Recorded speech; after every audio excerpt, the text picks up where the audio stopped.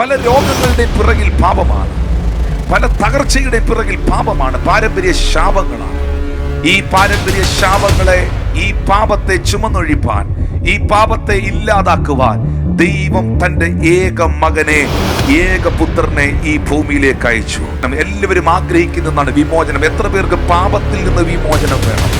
എത്ര പേർക്ക് ശാപത്തിൽ നിന്ന് വിമോചനം വേണം? എത്ര പേർ ആഗ്രഹിക്കുന്നു സാമ്പത്തിക ബന്ധനങ്ങളിൽ നിന്ന് വിമോചനം വേണം, പൈശാചിക ബന്ധനങ്ങളിൽ നിന്ന് വിമോചനം വേണം, മാനസിക സമ്മർദ്ദങ്ങളിൽ നിന്ന് വിമോചനം വേണം? യേശു കർത്താവ് കാൽവറി ക്രൂശിൽ നമുക്ക് വേണ്ടി രക്തം ചൊരിഞ്ഞതിനാൽ നമ്മുടെ ജീവിതത്തിൽ റെമിഷൻ ഉണ്ടായി, റിഡംഷൻ ഉണ്ടായി, നമ്മുടെ ജീവിതത്തിൽ ഡെലിവറൻസ് ഉണ്ടായി.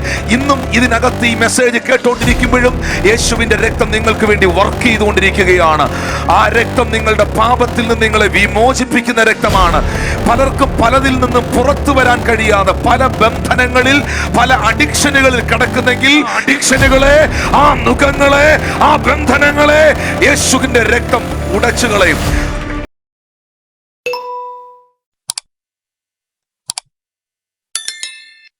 ലേഖനം 9-ാം അധ്യായം 11 മുതൽ 14 വരെയുള്ള വാക്യങ്ങൾ. ക്രിസ്തുവോ വരുവാനുള്ള നന്മകളുടെ മഹാപുരോഹിതനായി വന്നിട്ട് കൈപ്പണിയല്ലാത്തതായി എന്ന് വെച്ചാൽ ഈ സൃഷ്ടിയിൽ ഉൾപ്പെടാത്തതായി വലിപ്പവും തികവുമേറിയ കൂടാരത്തിൽ കൂടെ പ്രവേശിച്ചു. 12-ാം വാക്യത്തിൽ ആട്ടുകൊറ്റന്മാരുടെയും പശുക്കിടാങ്ങളുടെയും രക്തത്താലല്ല, സ്വന്തം രക്തത്താൽ തന്നെ ഒരിക്കലായിട്ട് വിശുദ്ധ മന്ദിരത്തിൽ പ്രവേശിച്ചു, എന്നേക്കുമുള്ള വീണ്ടെടുപ്പ് സാധിച്ചു. ആട്ടുകൊറ്റന്മാരുടെയും പശുക്കിടാങ്ങളുടെയും രക്തത്താലല്ല, സ്വന്തം രക്തത്താൽ തന്നെ ഒരിക്കലായി വിശുദ്ധ മന്ദിരത്തിൽ പ്രവേശിച്ച് എന്നേക്കുമുള്ള വീണ്ടെടുപ്പ് സാധിച്ചു. 14-ാം വാക്യത്തിൽ ദൈവത്തിന് തന്നെ താൻ നിഷ്കളങ്കനായി അർപ്പിച്ച ക്രിസ്തുവിൻ്റെ രക്തം ജീവനുള്ള ദൈവത്തെ ആരാധിപ്പാൻ നിങ്ങളുടെ മനസ്സാക്ഷിയുടെ നിർജീവ പ്രവൃത്തികളെ പോക്കി എത്രയധികം ശുദ്ധീകരിക്കും. ദൈവത്തിൻ്റെ മാറ്റമില്ലാത്ത വചനത്തിനകത്ത് മറ്റേതു വിഷയങ്ങളെക്കാളും ഏറ്റവും പ്രധാനപ്പെട്ട ഒന്നാണ് യേശുവിൻ്റെ രക്തം എന്ന് പറയുന്നത്. ബ്ലഡ് സപ്ലൈ ഇല്ലാത്ത ശരീരം നിർജീവമായിരിക്കുന്നത് പോലെ യേശുവിൻ്റെ രക്തമില്ലാത്ത ക്രിസ്ത്യാനിത്വം നിർജീവമാണ്. ശരീരത്തിലൂടെ രക്തം ഓടുന്നില്ലെങ്കിൽ, ഹാർട്ട് ബ്ലഡ് പമ്പ് ചെയ്യുന്നില്ലെങ്കിൽ ശരീരം നിർജീവമായി പോകുന്നത് പോലെയാണ്, ശരീരം ചലനമില്ലാതായി പോകുന്നത് പോലെയാണ് യേശുവിൻ്റെ രക്തത്തെ കൂടാതെയുള്ള ക്രിസ്ത്യാനിത്വം എന്ന് പറയുന്നത്. കാരണം രക്തത്തിലാണ് ജീവൻ വസിക്കുന്നത്. ലേവ്യ പുസ്തകം 17-ാം അധ്യായം 11-ാം വാക്യത്തിൽ മാംസത്തിന്റെ ജീവൻ രക്തത്തിലല്ലയോ ഇരിക്കുന്നത്? വായ്കൾ തുറന്ന് പറഞ്ഞ്, ജീവൻ രക്തത്തിലല്ലയോ ഇരിക്കുന്നത്? ജീവൻ രക്തത്തിലല്ലയോ ഇരിക്കുന്നത്? എന്തുകൊണ്ടാണ് നമ്മൾ പറയുന്നത് യേശു തൻ്റെ ജീവൻ നമുക്ക് വേണ്ടി തന്നു എന്ന്? യേശു തൻ്റെ ജീവൻ നമുക്ക് വേണ്ടി തന്നു എന്ന് നമ്മൾ പറയുന്നതിൻ്റെ കാരണം അവൻ്റെ അവസാന തുള്ളി രക്തവും അവൻ നമുക്ക് വേണ്ടി ഒഴുക്കിയത് കൊണ്ടാണ്. കാരണം മാംസത്തിന്റെ ജീവൻ വസിക്കുന്നത് രക്തത്തിനകത്താണ്. യേശുവിൻ്റെ രക്തം ഇപ്പോഴും പ്രവർത്തിക്കുന്നു. യേശുവിൻ്റെ രക്തം ഇപ്പോഴും അത്ഭുതം ചെയ്യുന്നു. യേശുവിൻ്റെ രക്തം ഇപ്പോഴും സംസാരിച്ചു കൊണ്ടിരിക്കുന്നു.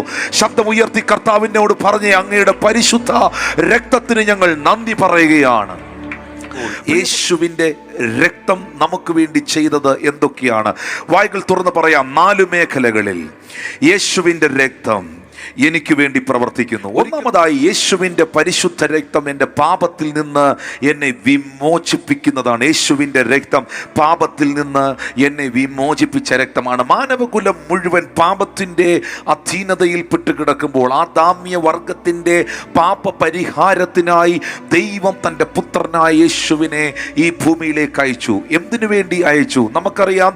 ഉൽപ്പത്തിയുടെ പുസ്തകം നമ്മൾ പഠിക്കുമ്പോൾ മനുഷ്യൻ പാപം ചെയ്ത് ദൈവത്തിൻ്റെ തേജസ് അവൻ നഷ്ടപ്പെടുത്തുമ്പോൾ, തേജസ് നഷ്ടപ്പെട്ട് പാപം ചെയ്ത് വൃക്ഷത്തിന്റെ ചുവട്ടിൽ ഒളിച്ച, അത്തിയില കൊണ്ട് അരയാടെ ഉണ്ടാക്കി ദൈവത്തിൽ നിന്ന് മറഞ്ഞ ആ മനുഷ്യനെ നോക്കി ദൈവം പറഞ്ഞു, നീ പാപം ചെയ്ത് ഹല്ലേലൂയ ദൈവത്തിന്റെ തേജസ് നഷ്ടപ്പെടുത്തിയെങ്കിൽ നിന്നെ കൊണ്ട് പാപം ചെയ്യിപ്പിച്ച ഒരുവനുണ്ട്. ആ പഴയ പാമ്പിനെ, സർപ്പത്തെ നോക്കിയിട്ട് ദൈവം പറഞ്ഞു, നീ സ്ത്രീയെ വഞ്ചിച്ചുവെങ്കിൽ സ്ത്രീയുടെ ഉദരത്തിൽ ജനിക്കുന്നവൻ തന്നെ നിന്റെ തലയെ തകർക്കുവാനിടയാകും. സ്ത്രീയുടെ ഉദരത്തിൽ രക്തത്തിൽ ജനിക്കുന്നവൻ തന്നെ നിന്റെ തലയെ തകർക്കുവാനിടയാകും. വേദപുസ്തകത്തിനകത്ത് കാലാകാലങ്ങളായി നിൽക്കുന്ന ഒരു പ്രവചനമായിരുന്നു ഉൽപ്പത്തി പുസ്തകത്തിൽ നാം വായിക്കുന്ന പ്രവചനം. ആ പ്രവചനത്തിന്റെ നിവർത്തീകരണമാണ് മത്തായി സുവിശേഷം 1-ാം അധ്യായം 21-ാം വാക്യത്തിൽ, അവൾ ഒരു മകനെ പ്രസവിക്കും, അവൻ തന്റെ ജനത്തെ അവരുടെ പാപങ്ങളിൽ നിന്ന് രക്ഷിപ്പാൻ ഇരിക്കൊണ്ട് നീ അവന് യേശു എന്ന പേരിടണം. ജനത്തെ അവരുടെ പാപങ്ങളിൽ നിന്ന് രക്ഷിപ്പാൻ ഇരിക്കൊണ്ട്. മനുഷ്യൻ ജീവിതത്തിന്റെ എല്ലാ പ്രശ്നങ്ങൾക്കും കാരണം പാപമാണ് പ്രിയപ്പെട്ടവരെ. നമ്മുടെ ജീവിതത്തിൽ വെളിപ്പെടുന്ന തിന്മ, തകർച്ചകൾക്കെല്ലാം പിറകിൽ പാപ സ്വഭാവങ്ങളുണ്ട്. പാപം എന്ന് പറയുന്നത് നരകത്തിന്റെ പ്രോഡക്റ്റ് ആണ്, നരകത്തിലേക്ക് കൊണ്ടുപോകുന്നതാണ്. പാപത്തോട് കോംപ്രമൈസ് ചെയ്യാത്ത ഒരു തലമുറയ്ക്ക് വേണ്ടിയാണ് യേശു കർത്താവ് മടങ്ങി വരുന്നത്. പാപം ചെയ്യാതെ വിശുദ്ധിയോടെ തന്നെ താൻ നിർമ്മലതയോടെ സൂക്ഷിച്ച് തനിക്കായി കാത്തിരിക്കുന്നവരെ ചേർക്കുവാൻ അത്രേ യേശു കർത്താവ് മടങ്ങി വരുന്നത്. മനുഷ്യൻ പാപം ചെയ്തപ്പോൾ അവന്റെ തേജസ് നഷ്ടപ്പെട്ടു. പറഞ്ഞേ, പാപം ചെയ്തപ്പോൾ തേജസ് നഷ്ടപ്പെട്ടു. തേജസ് നഷ്ടപ്പെട്ട മനുഷ്യൻ രോഗിയായി, തേജസ് നഷ്ടപ്പെട്ട മനുഷ്യൻ ശാപത്തിന് അധീനമായി, തേജസ് നഷ്ടപ്പെട്ട മനുഷ്യന്റെ ആയുസ്സിന്റെ ദൈർഘ്യം കുറയാനിടയായി. തേജസ് നഷ്ടപ്പെട്ടപ്പോൾ അവൻ എല്ലാം നഷ്ടപ്പെട്ടു. തേജസ് നഷ്ടപ്പെട്ടവൻ തോട്ടത്തിൽ നിന്ന് പുറത്താക്കപ്പെട്ടു. തേജസ് നഷ്ടപ്പെട്ടവൻ ശാപത്തിന്റെ കീഴിൽ അകപ്പെട്ടു. തേജസ് പോയതിന്റെ കാരണം പാപമാണ്. വേദപുസ്തകം പറയുന്നു, റോമർക്കെഴുതിയ ലേഖനത്തിൽ പറയുന്നു, പാപത്തിന്റെ ശമ്പളമോ മരണമത്രേ.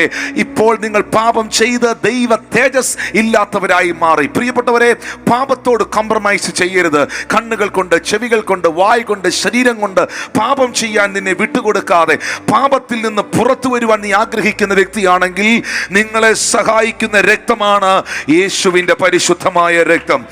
ആമേൻ. 1 തിമോത്തിയോസ് 1-ാം അധ്യായം 15-ാം വാക്യം. യേശു കർത്താവ് എന്തിനു വേണ്ടിയാണ് ഈ ഭൂമിയിൽ വന്നത്? ക്രിസ്തു യേശു പാപികളെ രക്ഷിപ്പാൻ ലോകത്തിൽ വന്നു എന്നുള്ളത് വിശ്വാസവും എല്ലാവരും അംഗീകരിപ്പാൻ യോഗ്യവുമായ വചനം തന്നെ. ആ പാപികളിൽ ഞാൻ ഒന്നാമനാണെന്ന് പൗലോസ് പറയുകയാണ്. യേശു ഈ ഭൂമിയിലേക്ക് വന്നത് കേവലം നമ്മുടെ മുഴ മാറ്റാനോ രോഗസൗഖ്യം തരാനോ വിടുതൽ തരാനോ മാത്രമല്ല പ്രിയപ്പെട്ടവരെ. പ്രധാനമായും യേശു കർത്താവ് ഈ ഭൂമിയിൽ വന്നത് നമ്മുടെ പാപത്തെ വിമോചിപ്പിക്കാനാണ്. രക്തം നിങ്ങൾക്ക് വേണ്ടി വർക്ക് ചെയ്തുകൊണ്ടിരിക്കുകയാണ്. ആ രക്തം നിങ്ങളുടെ പാപത്തിൽ നിന്ന് നിങ്ങളെ വിമോചിപ്പിക്കുന്ന രക്തമാണ്. പലർക്കും പലതിൽ നിന്നും പുറത്തു വരാൻ കഴിയാതെ പല ബന്ധനങ്ങളിൽ, പല അഡിക്ഷനുകളിൽ കിടക്കുന്നെങ്കിൽ അഡിക്ഷനുകളെ, ആ നുഖങ്ങളെ, ആ ബന്ധനങ്ങളെ യേശുവിന്റെ രക്തം ഉടച്ചു കളയും. എത്ര പേരൊരു വിമോചനം ആഗ്രഹിക്കുന്നു? Freedom, freedom. യേശുവിന്റെ രക്തത്തിന് മാത്രമേ അത് ചെയ്യാൻ കഴിയുകയുള്ളൂ. പണ്ടാരോ ചോദിച്ച ഒരു ചോദ്യമുണ്ട്, യേശുവിന്റെ രക്തം എങ്ങനെ പ്രവർത്തിക്കും? യേശുവിന്റെ രക്തം എങ്ങനെ പ്രവർത്തിക്കും? അത് നിങ്ങളിൽ വിശ്വസിച്ച് നിങ്ങൾ സ്വീകരിക്കണം. നിങ്ങളിലേക്ക് നിങ്ങൾ അത് അപ്ലൈ ചെയ്യണം.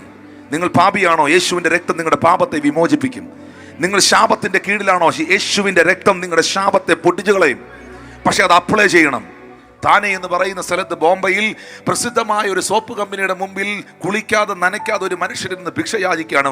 അദ്ദേഹത്തിന്റെ ഫ്രണ്ടിലൂടെ 10 കണക്കിന് ലോറിക്കണക്കിന് സോപ്പുകളാണ് ഇറങ്ങിപ്പോയിക്കൊണ്ടിരിക്കുന്നത്. ബാത്റൂമിൽ സോപ്പ് ഇരിപ്പുണ്ടെന്ന് കരുതി ഒരിക്കലും ശരീരത്തിന്റെ അഴുക്കും ദുർഗന്ധവും പോകത്തില്ല. ആ സോപ്പ് നിങ്ങൾ വ്യക്തിപരമായി എടുത്ത് നിങ്ങളുടെ ശരീരത്തിൽ അപ്ലൈ ചെയ്യുമ്പോഴാണ് നിങ്ങളുടെ ദുർഗന്ധവും അഴുക്കും പോകുന്നത്. യേശുവിന്റെ രക്തം ഇന്നും സംസാരിക്കുന്നു. യേശുവിന്റെ രക്തം ഇന്നും പ്രവർത്തിക്കുന്നു. നിന്റെ പാപം വിമോചിക്കപ്പെടണമെങ്കിൽ, നിന്റെ ശാപങ്ങൾ മാറണമെങ്കിൽ ആ രക്തം നീ വ്യക്തിപരമായി സ്വീകരിച്ച് അത് നിങ്ങളിൽ അപ്ലൈ ചെയ്യണം. യേശുവിന്റെ രക്തത്തിന് വിമോചിക്കാൻ കഴിയാത്ത ഒരു പാപിയുമില്ല. യേശുവിന്റെ രക്തത്തിന് കഴുകാൻ കഴിയാത്ത ഒരു പാപവുമില്ല. യേശുവിന്റെ രക്തത്തിന് പൊട്ടിക്കാൻ കഴിയാത്ത ഒരു ശാപവുമില്ല. യേശു കർത്താവിന് വിടുവിക്കാൻ കഴിയാത്ത ഒരു വ്യക്തികളും ഇതിന്റെ നടുവിലില്ല. Blood of Jesus. വായി തുറന്ന് പറഞ്ഞേ, യേശുവിന്റെ രക്തം. ഹല്ലേലൂയ. ആ രക്തം എനിക്ക് വിമോചനം തരുന്നതാണ്. എബ്രായർക്കെഴുതിയ ലേഖനത്തിൽ പൗലോസ് അപ്പോസ്തലൻ പറയുന്നു, രക്തം ചൊരിഞ്ഞിട്ടല്ലാതെ വിമോചനമില്ല. റിഡംഷൻ യേശുവിന്റെ രക്തത്താൽ. വേദപുസ്തകത്തിനകത്ത് നിങ്ങൾക്കറിയാം, ആദ്യമായി രക്തം ചൊരിഞ്ഞത് അല്ലെങ്കിൽ രക്തം ഒഴുകിയത് എവിടെയാണെന്ന്? ആദ്യമായി ഭൂമിയിൽ ബ്ലഡ് വീണത് എപ്പോഴാണെന്നറിയാമോ? ഹാബേലിനെ കയീൻ തലക്കടിച്ച് കൊന്നപ്പോൾ അല്ല. ആദ്യമായി ഭൂമിയിൽ രക്തം വീണത് അപ്പോഴല്ല. അതിനു മുമ്പ് ഒരു രക്തച്ചൊരിച്ചിലുണ്ടായി. അത് യേശുവിൻ്റെ രക്തത്തിന് നിഴലായിരുന്നു. ഉൽപ്പത്തിയുടെ പുസ്തകത്തിൽ നമുക്കത് കാണാൻ കഴിയുന്നുണ്ട്. 3:21 യഹോവയായ ദൈവം ആദാമിനും അവൻ്റെ ഭാര്യയ്ക്കും തോലുകൊണ്ട് ഉടുപ്പുണ്ടാക്കി അവരെ ഉടുപ്പിച്ചു. ആദാമും ഹവ്വയും പാപം ചെയ്തപ്പോൾ അത്തിയില കൊണ്ട്, വൃക്ഷത്തിൻ്റെ ഇല കൊണ്ട് അവർ ഡ്രസ്സ് ഉണ്ടാക്കി. പക്ഷെ നമുക്കറിയാം, വൃക്ഷത്തിൻ്റെ ഇല കൊണ്ട് വസ്ത്രം ഉണ്ടാക്കിയാൽ ഒരു ദിവസത്തിൽ കൂടുതൽ നിൽക്കത്തില്ല, അത് വാടിപ്പോകും, അത് ഉണങ്ങിപ്പോകും. അതുകൊണ്ട് ദൈവം കായീനും ഹാബീലും ഒക്കെ ഉണ്ടാകുന്നതിന് മുമ്പ് തന്നെ യഹോവയായ ദൈവം ആദമിനും അവൻ്റെ ഭാര്യയ്ക്കും സ്കിന്ന് കൊണ്ട്, തോലുകൊണ്ട് ഉടുപ്പുണ്ടാക്കി. അങ്ങനെ തോലുകൊണ്ട് ഇവരുടെ നഗ്നത മറയ്ക്കാൻ ഇവർക്ക് ഉടുപ്പുണ്ടാക്കണമെങ്കിൽ ആ ഏദൻ തോട്ടത്തിൽ ഏതോ ഒരാട്, ഏതോ ഒരു കാള രക്തമൊഴുക്കിയിട്ടുണ്ട്, മരണപ്പെട്ടിട്ടുണ്ട്. ഹാലയിൽ നിങ്ങൾക്ക് എത്ര പേർക്ക് ഞാൻ ഈ പറയുന്നത് മനസ്സിലാകുന്നു? സ്കിൻ എന്ന് തന്നെ എഴുതിയിരിക്കുന്നേ, സ്കിൻ കോട്ട് എന്ന് തന്നെ എഴുതിയിരിക്കുന്നേ. തോലെടുക്കണമെങ്കിൽ, ഒരു മൃഗത്തിൻ്റെ തോല് എടുക്കണമെങ്കിൽ ആ മൃഗം കൊല്ലപ്പെടണം. ഏതോ ഒരു ആടിൻ്റെ, ഏതോ ഒരു കാളക്കിടാവിൻ്റെ തോല് ഏദനിൽ ദൈവം എടുത്ത് ആദത്തെ ഹൗവയെ ഉടുപ്പിച്ചെങ്കിൽ കായീനും ഹാബേലിനുമൊക്കെ മുൻപ് തന്നെ ഒരു മൃഗം ഏദനിൽ രക്തമൊഴുക്കിയിട്ടുണ്ട്. ആ മൃഗമൊഴുക്കിയ രക്തത്തിൻ്റെ വിലയാണ് ആദത്തിൻ്റെ ഹൗവയുടെയും നഗ്നത മറയപ്പെട്ടതെങ്കിൽ അത് യേശു കർത്താവിൻ്റെ നിഴലായിരുന്നു. അവിടെ തകർക്കപ്പെട്ട ആ മൃഗം യേശുവിൻ്റെ രക്തത്തിന് നിഴലായിരുന്നു. ഈ ലോകത്തിൽ നിങ്ങൾക്ക് എന്തും വാങ്ങിക്കാൻ ലഭിക്കും പ്രിയപ്പെട്ടവരെ. ഒരു ഫ്ലൈറ്റ്, എല്ലാത്തിനും ഇവിടെ ഓപ്ഷൻ ഉണ്ട്. ഓപ്ഷൻ ഇല്ലാത്ത ഒന്നുണ്ട് പ്രിയമുള്ളവരെ, അതിന് ഓപ്ഷൻ ഇല്ല. നിന്റെ പാപത്തെ വിമോചിപ്പിക്കാൻ, നിന്റെ ജന്മകർമ്മ പാപത്തെ വിമോചിപ്പിക്കാൻ, ശാപങ്ങളെ നീക്കം ചെയ്യാനുള്ള ഒരു മരുന്നും ഒരു മെഡിക്കൽ സ്റ്റോറിലുമില്ല. ജന്മകർമ്മ പാപങ്ങളെയും ശാപങ്ങളെയും നീക്കം ചെയ്യാനുള്ള ഒരു സർജറിയും ഒരു മെഡിസിനും ഈ ലോകത്തിൽ ആർക്കും ഡിസ്ക്രൈബ് ചെയ്യാൻ കഴിയത്തില്ല. കാരണം കുരുടനെ വഴി കാണിക്കാൻ കഴിയത്തില്ല. എല്ലാവരും ഈ ഭൂമിയിൽ പാപത്തിലാണ് ജീവിക്കുന്നത്. കാഴ്ചയുള്ളവന് മാത്രമേ കാഴ്ചയില്ലാത്തവനെ കൈപിടിച്ച് നടത്താൻ കഴിയത്തുള്ളൂ. വെളിച്ചം കയ്യിലുള്ളവന് മാത്രമേ ഇരുട്ടിലിരിക്കുന്നവനെ വഴി കാണിക്കാൻ കഴിയത്തുള്ളൂ. പാപമില്ലാത്തവന് മാത്രമേ പാപിയെ രക്ഷിക്കാൻ കഴിയത്തുള്ളൂ. അങ്ങനെയാണെങ്കിൽ ഈ ഭൂമിയിൽ പാപരഹിതനായി കടന്നു വന്ന് തൻ്റെ ജീവനെ നൽകിയ രക്തത്തെ ഒഴുക്കിയവനാണ് എൻ്റെ കർത്താവ്. എത്ര പേർ പറയും, ഞാൻ ആ കാരണം കൊണ്ട് യേശുവിൽ ആശ്രയിക്കുന്നു, വിശ്വസിക്കുന്നു. എൻ്റെ കടഭാരം മാറ്റിയത് കൊണ്ടല്ല, എൻ്റെ രോഗം സൗഖ്യമാക്കിയത് കൊണ്ടല്ല, എൻ്റെ ബന്ധനം അഴിച്ചത് കൊണ്ടല്ല, എൻ്റെ കുടുംബത്തിനോ എൻ്റെ പാരമ്പര്യത്തിനോ എൻ്റെ മതത്തിനോ എൻ്റെ ജാതിക്കോ എൻ്റെ കുടുംബക്കാർക്കോ ചെയ്തു തരുവാൻ കഴിയാത്ത എൻ്റെ ജന്മകർമ്മ പാപങ്ങളെ യേശുവിൻ്റെ പരിശുദ്ധമായ രക്തം വിമോചിപ്പിച്ചു എന്ന ഉറപ്പുള്ളവർ ശബ്ദമുയർത്തി ദൈവത്തിന് നന്ദി പറഞ്ഞാട്ടെ. Hallelujah, hallelujah. രക്തമൊഴുകാതെ ഒരനുഗ്രഹങ്ങളും വേദപുസ്തകത്തിൽ, പഴയ നിയമത്തിൽ ഞാൻ കാണുന്നില്ല. ഉൽപ്പത്തിയുടെ പുസ്തകം 8-ാം അധ്യായം അതിൻ്റെ 18 മുതൽ 22 വരെയുള്ള വാക്യങ്ങളിലേക്ക് വരുമ്പോൾ അവിടെ എഴുതിയിരിക്കുന്നത് ഇങ്ങനെയാണ്. പ്രത്യേകിച്ച് 20-ാമത്തെ വാക്യം ഒന്ന് നോക്കുക. നോഹ യഹോവയ്ക്കൊരു യാഗപീഠം പണിതു, ശുദ്ധിയുള്ള സകല മൃഗങ്ങളിൽ നിന്നും ശുദ്ധിയില്ലാത്ത പറവകളിൽ നിന്നും ചിലതെടുത്ത് യാഗപീഠത്തിൻ്റെ മേൽ ഹോമയാഗം അർപ്പിച്ചു. മൃഗങ്ങളെ യാഗമായി നോഹ കൊടുത്തു. 21-ാം വാക്യത്തിലേക്ക് വരുമ്പോൾ യഹോവ സൗരഭ്യവാസന മണത്തപ്പോൾ യഹോവ തൻ്റെ ഹൃദയത്തിൽ അരുളി ചെയ്തു, ഇനി ഞാൻ മനുഷ്യന്റെ നിമിത്തം ഭൂമിയെ ശപിക്കില്ല. ഇനി ഞാൻ മനുഷ്യന്റെ നിമിത്തം ഭൂമിയെ ശപിക്കില്ല. മനുഷ്യന്റെ മനോനിരൂപണം ബാല്യം മുതൽ ദോഷമുള്ളതാകുന്നു. ഭൂമിയുള്ള കാലത്തോളം വിതയും കൊയ്ത്തും, ശീതവും ഉഷ്ണവും, വേനലും വർഷവും, രാവും പകലും നിന്നു പോകില്ല. ഇന്ന് കാണുന്ന വിന്ററും സമ്മറും എല്ലാം ഒരാൾ കഴിച്ച യാഗത്തിന്റെ മുൻപിലാണ്. ഭൂമിയുള്ള കാലത്തോളം വിതയും കൊയ്ത്തും ഉണ്ടാകും. ദൈവം തമ്പുരാൻ ഒരു തീരുമാനം എടുത്തു. നിങ്ങൾക്കറിയാം ദൈവം എടുത്ത തീരുമാനം എന്നാണെന്നറിയാമോ? ദൈവം ഈ ഭൂമിയെ ശപിക്കുവാൻ തീരുമാനിച്ചു. ഓൾറെഡി ഈ എർത്തിനെ, ഈ ഭൂമിയെ ദൈവം കേഴ്സ് ചെയ്തു. ദൈവം ശപിച്ചു. ശാപത്തിൻ്റെ കീഴിലാണ് ഭൂമി കിടക്കുന്നത്. ആ സമയത്താണ് പ്രളയം ഉണ്ടാകുന്നത്. ആ കേഴ്സിൻ്റെ, ആ ശാപത്തിൻ്റെ ആഫ്റ്റർ ഇഫക്റ്റാണ് ഉണ്ടായ പ്രളയം. ഹല്ലേലൂയ. അതിനകത്തുനിന്ന് നീതിമാനായ നോഹയും അവൻ്റെ കുടുംബവും മാത്രമാണ് രക്ഷപ്പെട്ടത്. എന്നാൽ പ്രളയത്തിന് ശേഷം പെട്ടകം അരാരത്ത് പർവ്വതത്തിൽ ഉറച്ചു കഴിഞ്ഞപ്പോൾ നോഹ പെട്ടകത്തിൽ നിറങ്ങി വന്ന് ആദ്യം ചെയ്തത് യഹോവയ്ക്ക് നോഹ ഒരു യാഗം കഴിച്ചു. യാഗപീഠം പണിതു. ശുദ്ധിയുള്ള മൃഗങ്ങളിൽ നിന്ന് എടുത്ത് യാഗം കഴിച്ചു. നമുക്കറിയാം, ആ യാഗത്തിൻ്റെ മുൻപിൽ, ആ യാഗത്തിൻ്റെ മുൻപിൽ ദൈവം തൻ്റെ തീരുമാനങ്ങളെ മാറ്റി. ദൈവം തീരുമാനിച്ചു, ഇനി ഞാൻ മനുഷ്യനെ ശപിക്കില്ല. ഇനി വേനലുണ്ടാകും, ഉഷ്ണമുണ്ടാകും, ശീതമുണ്ടാകും, വർഷമുണ്ടാകും, രാവും പകലും നിന്നു പോകുകയില്ല. ഞാൻ ഈ ജനതയെ അനുഗ്രഹിക്കാൻ പോകുകയാണ്. നിങ്ങൾക്കറിയാമോ, ആ നോഹ കഴിച്ച യാഗത്തിൻ്റെ മുൻപിലാണ് ദൈവത്തിൻ്റെ കോപവും ദൈവത്തിൻ്റെ ശാപവും ദൈവികമായ എല്ലാ തിന്മയും നീങ്ങിപ്പോകുന്നത്. ഇതുപോലെ മാനവകുലം മുഴുവൻ ശാപത്തിൽ കിടന്നപ്പോൾ, പാപത്തിൽ കിടന്നപ്പോൾ, തകർച്ചയിൽ കിടന്നപ്പോൾ ദൈവം തൻ്റെ പുത്രനെ ക്രൂശിൽ യാഗമാക്കിയ ആ ക്രൂശിലെ പരമയാഗത്തിൽ ഒരു മനുഷ്യൻ, ഒരു സഹോദരി, ഒരു സഹോദരൻ വിശ്വസിക്കുമ്പോൾ, ആ യാഗമായ ക്രിസ്തുവിൻ്റെ പരിശുദ്ധ രക്തത്തെ വ്യക്തിപരമായി സ്വീകരിച്ചേറ്റെടുത്ത് പാപങ്ങളെ കഴുകുമ്പോൾ, ആ വ്യക്തിയുടെ ജീവിതത്തിൽ മുൻകഴിഞ്ഞ നാളുകളിൽ അപ്പനപ്പന്മാരായി നിലകൊള്ളുന്ന ശാപങ്ങൾ, അപ്പനപ്പന്മാരായി കിടക്കുന്ന പാപത്തിൻ്റെ തിന്മകൾ, ഇത് മുഴുവൻ തമ്പുരാൻ ആ തീരുമാനങ്ങളെ മുഴുവൻ ചേഞ്ച് ചെയ്ത് നിന്റെ പഴയ ഫയല് ക്ലോസ് ചെയ്യുകയാണ്.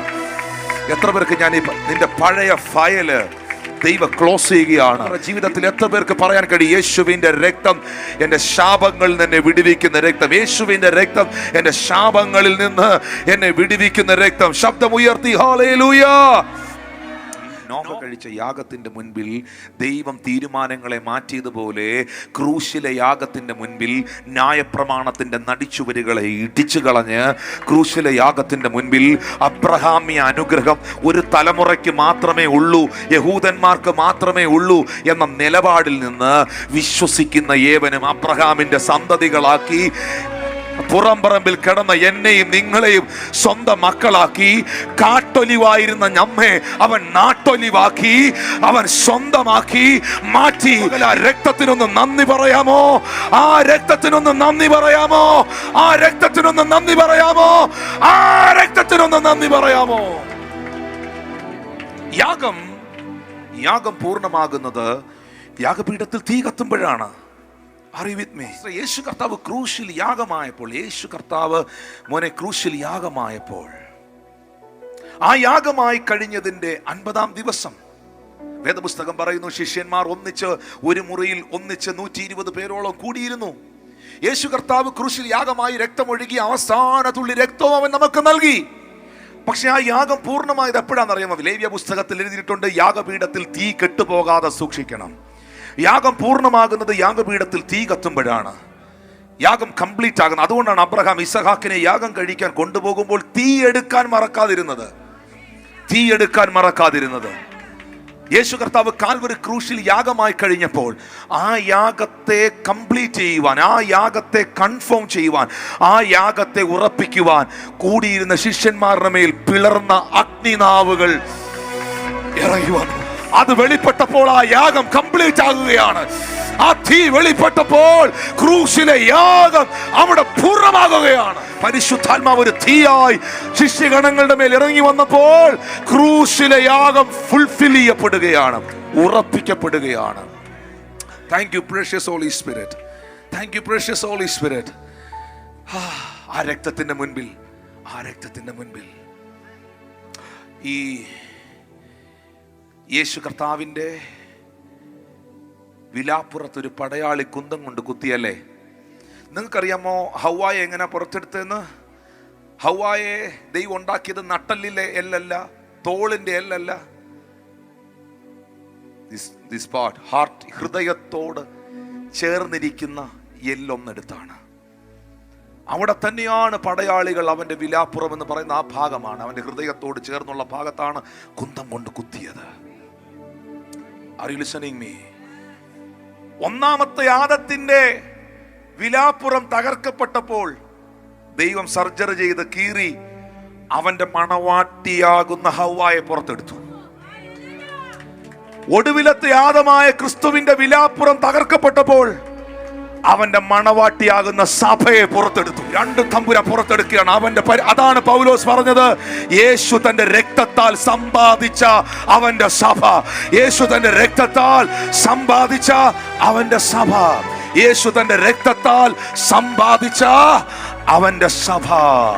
ഒടുവിലത്തെ യാതമായ ക്രിസ്തുവിന്റെ വിലാപ്പുറം തകർക്കപ്പെട്ടപ്പോൾ അവന്റെ മണവാട്ടിയാകുന്ന സഭ പുറത്തു വന്നു. ആ സഭയെ ഉറപ്പിക്കുവാൻ, ആ യാഗത്തെ കൺഫേം ചെയ്യുവാൻ സ്വർഗത്തിലെ ദൈവം അവരുടെ മേൽ മഴ പെയ്യിക്കുകയല്ലായിരുന്നു. സ്വർഗത്തിലെ ദൈവം അവരുടെ മേൽ പിളർന്ന അഗ്നി നാവുകളായി ഇറങ്ങുകയായിരുന്നു. കാരണം യാഗം പൂർണ്ണമാകുന്നത് യാഗപീഠത്തിൽ തീ കത്തുമ്പോഴത്രേ. ശാപത്തെ മാറ്റുന്ന യേശുവിന്റെ രക്തം, പാപത്തെ മാറ്റുന്ന യേശുവിന്റെ രക്തം. ശബ്ദമുയർത്തി ഒരു ഹല്ലേലൂയ പറഞ്ഞാട്ടെ. കൊലോസ്യർക്ക് എഴുതിയ ലേഖനം 1-ാം അധ്യായം 20 മുതലുള്ള വാക്യത്തിൽ എഴുതിയിരിക്കുന്നു, യേശു ക്രിസ്തു ക്രൂശിൽ ചൊരിഞ്ഞ രക്തം കൊണ്ട് അവൻ മുഖാന്തരം സമാധാനം ഉണ്ടാക്കി. ഭൂമിയിലുള്ളതോ സ്വർഗത്തിലുള്ളതോ സകലത്തെയും അവനെ കൊണ്ട് നിരപ്പിക്കുവാനും പിതാവിന് പ്രസാദം തോന്നി. മുൻപേ ദുഷ്പ്രവൃത്തികളിൽ മനസ്സുകൊണ്ട് അകന്നവരും ശത്രുക്കളുമായിരുന്ന നിങ്ങളെ അവന്റെ മുമ്പിൽ വിശുദ്ധരും നിഷ്കളങ്കരും കുറ്റമില്ലാത്തവരുമായി നിർത്തേണ്ടതിന് യേശു ക്രിസ്തു ഇപ്പോൾ ജഡശരീരത്തിൽ തൻ്റെ മരണത്താൽ നിരപ്പിച്ചു.